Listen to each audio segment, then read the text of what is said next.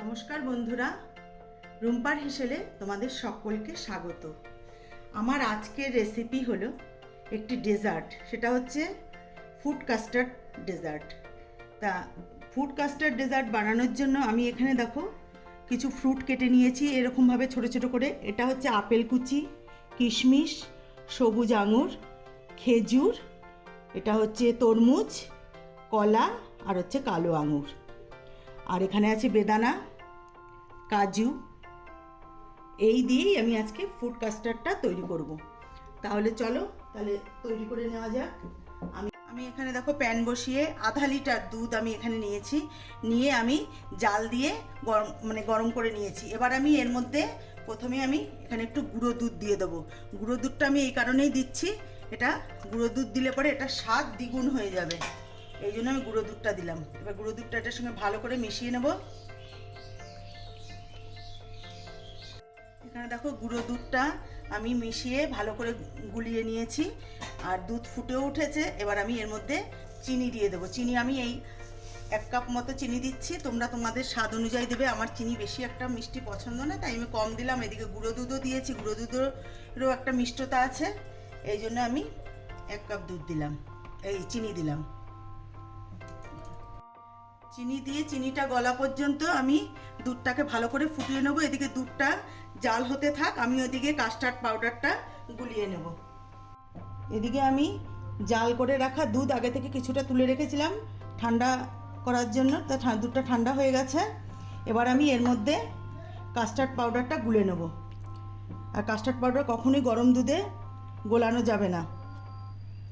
এখানে আমি 2 চামচের মতন কাস্টার্ড পাউডার নেব।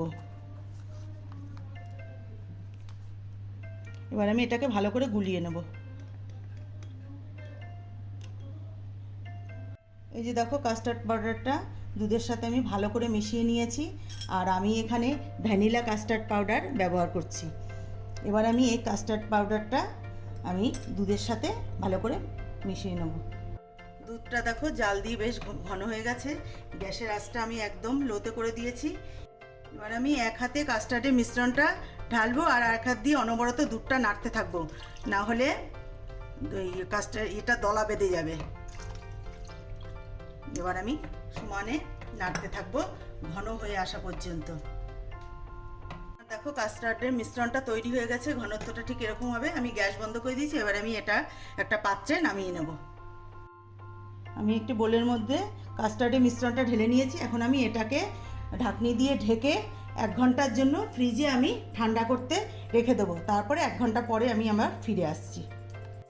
তাহলে বন্ধুরা 1 ঘন্টা পরে আমি ফিরে এলাম, আর কাস্টার্ডের মিশ্রণটা নিয়ে এটা ঠান্ডা হয়ে গেছে। আমি নর্মাল ফ্রিজে 1 ঘন্টা রেখেছিলাম। এবার আমি এর মধ্যে সমস্ত ফ্রুটগুলো মিশিয়ে নেব। আপেল কুচি দিয়ে দিলাম, আমি অল্প অল্প রেখে দেবো একটু গার্নিশিংয়ের জন্য। কালো আঙুর, তরমুজ, কলা,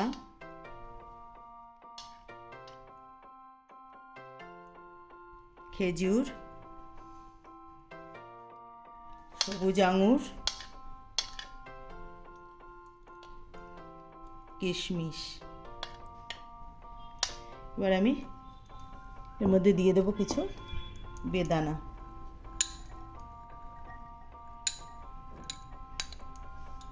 এবার আমি সমস্ত কিছু কাস্টার্ডের সঙ্গে মিশিয়ে নেব।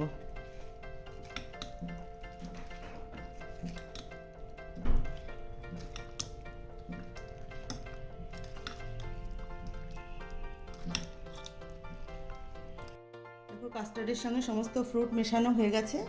এবার আমি একটা সার্ভিং বলে তুলে নেব।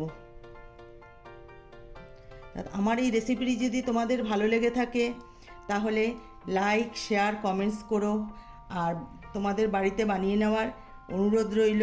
আর আমার ভিডিওগুলি প্রথম থেকে শেষ পর্যন্ত দেখার অনুরোধ রইল। আর যারা আমার চ্যানেলটিকে এখনও পর্যন্ত সাবস্ক্রাইব করনি তারা অবশ্যই সাবস্ক্রাইব করে দিও, আর যারা করেছো তাদেরকে অসংখ্য ধন্যবাদ। আর আমি এর উপরে এখন একটু গার্নিশিং করে নেব।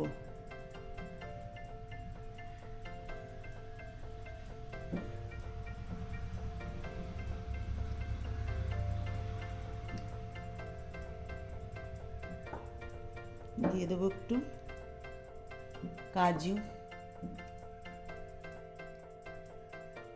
খেজুর,